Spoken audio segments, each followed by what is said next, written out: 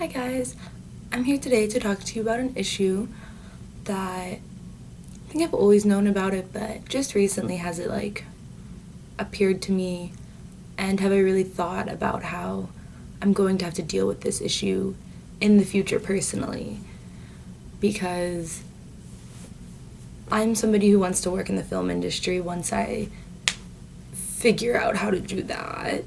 But as of now, I'm in college studying film, and in my English 1102 class, our teacher asked us to pick a community we're in. So I chose the film community, and then find an issue in it. And there's the huge issue in the film industry, which is there's a big hiring disparity, which basically means that more men are hired for jobs than women. Yeah, that's what it means. And lots of people, when they hear that immediately, they're gonna be like, oh, well, men are better at the jobs.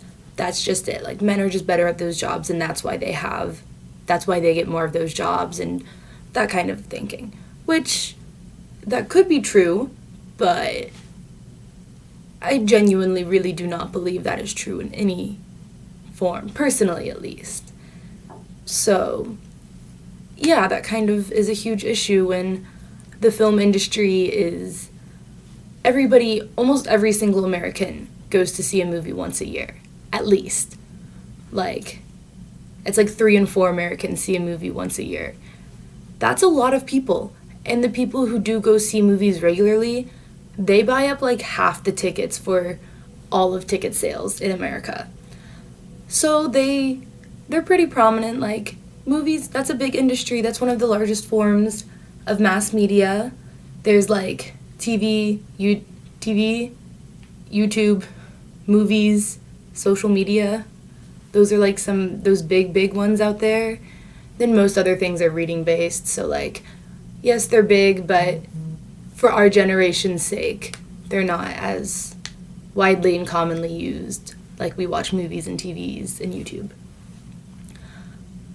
So one of the major issues I've had with when men write about women, or because if women aren't being hired, who's writing the movies about women? Lots of men.